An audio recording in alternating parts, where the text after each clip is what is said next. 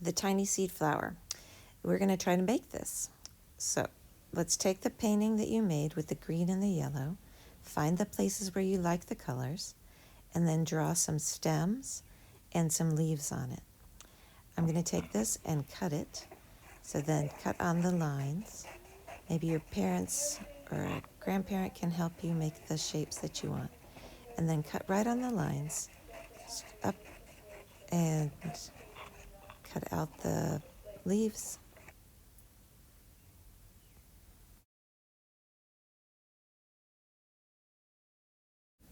So now I'm going to take my leaves and the stems that I've cut out and put them on the paper, and I'll arrange them how I want them to look. I think I'm going to do mine kind of like the book flower, but you can do yours however you want. My leaves are a little smaller. I've got some bigger ones.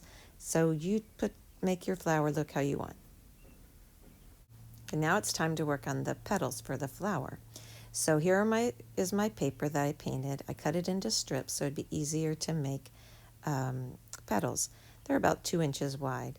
And then I will look to see where I like the different colors and where I want to make my petals. And now I'll take the marker and I will draw the shapes. I'm just going to go like a big arch.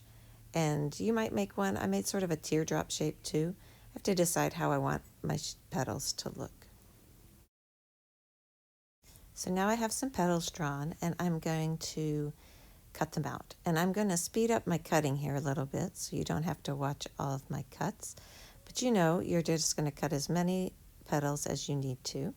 And then you'll start to place them on the paper just like we did the leaves. After I got my petals placed, I got a little bit of yellow paint and red paint and a Q-tip. And I began to make the center of the flower. And so I just mixed it up. I wanted it to be a little bit orange again, but mostly yellow. So I mixed it up and pushed it around, and I wanted it to have some texture so it could be kind of bumpy.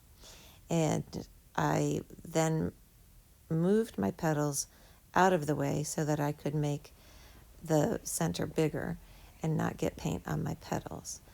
And so then I make my big circle, and when I'm finished with that, we will bring the petals back, and then we'll start gluing them.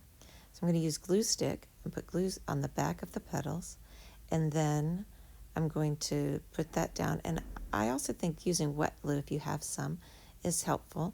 So I put a little bit of just white glue dots all around and then put my petals back on around the circle. And then I have my flower. So I hope that you have fun making this flower. And what I'd love to see is if you could add some bugs and some butterflies and birds to your flower. In the story, the giant flower was enjoyed by people, birds, bugs, and butterflies, all sorts of creatures. I'd love to see if you add something to your flower.